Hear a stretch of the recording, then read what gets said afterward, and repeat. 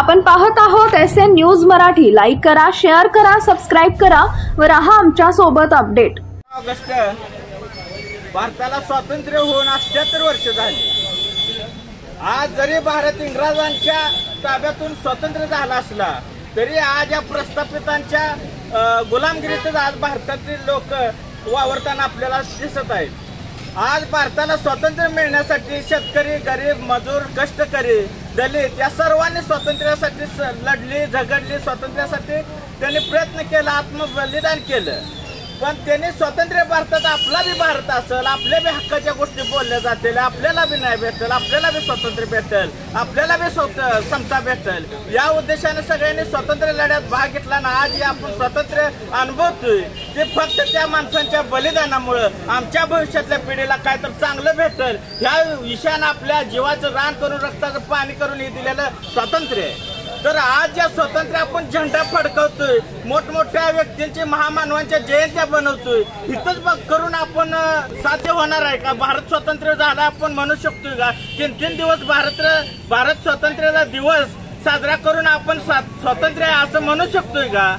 तर आपला भारत स्वतंत्र झाल्यानंतर आपल्या जीवनात गरिबांच्या असेल, शेतकऱ्यांच्या असेल, मोलमजूर असेल, मजुरी करणारे लोक असतील, दलित असतील, त्यांच्या जीवनात काही मात्र फरक झालेला नाही।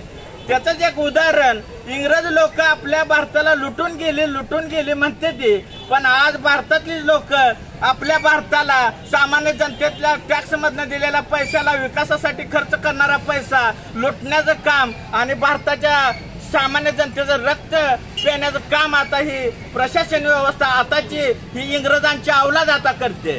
तर जल जीवन मिशन हे 2022ला योजना लागू झाली।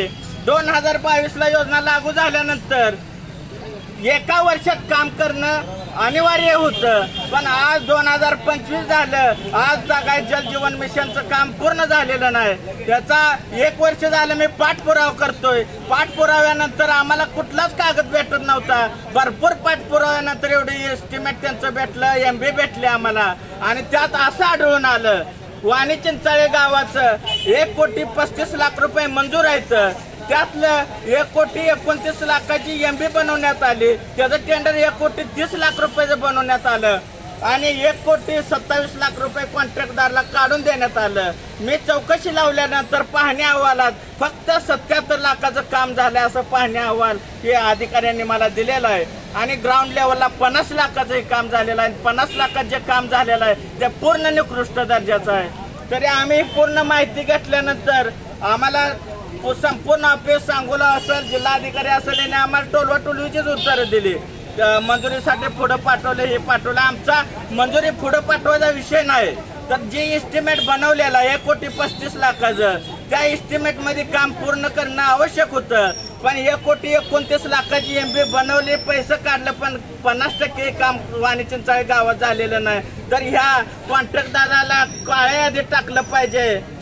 त्याचप्रमाणे ह्याला सहकार्य करणाऱ्या अधिकारी यांच्यावर फौजदारी गुन्हा दाखल झालं पाहिजे। तर जे सामान्य जनतेचे पैशाची लूट केली आणि शासनाची फसवणूक केली त्याबद्दल त्यांच्यावर गुन्हा दाखल झालं पाहिजे। तर ह्या कॉन्ट्रॅक्टदाराला परत कामं भेटली नाही पाहिजे ते, आणि वाणी चिंचाळ्याचं काम चालू झालं पाहिजे। जोपर्यंत वाणी चिंचाळे गावातील काम चालू होणार नाही तोपर्यंत बहुजन समाज पार्टी उपोषण करत राहील। आणि हा वाणी चिंचाळे गावातील विषय नाही, तर 50,64,00,000 सांगोल तालुक्यात कामं झालेले आहेत। तर ह्या संपूर्ण गावातील जल जीवन मिशन योजनेअंतर्गत केलेल्या कामाची चौकशी करण्यात यावी आणि जनतेचा पैसा जनतेला द्यावा आणि जनतेला हक्काचं पाणी, त्यांच्या जनावरांना पाणी उपलब्ध करून देण्यासाठी शासनानं प्रयत्न करावा। जोपर्यंत आमच्या मागण्या पूर्ण केल्या जाणार नाहीत बहुजन समाज पार्टी या आज रस्त्यावरची लढाई आंदोलनाच्या माध्यमातून आम्ही लढत असू, पण पुढे आम्हाला कायदा तोडावा लागला तरी ह्याला प्रशासन जबाबदार आहे। जोपर्यंत न्याय भेटणार नाही तोपर्यंत बाळासाहेबकडे रक्ताचा थेंब सांडेल, पण न्याय दिल्याशिवाय उपोषणात उठणार नाही। जय भीम, जय भारत, जय संविधान।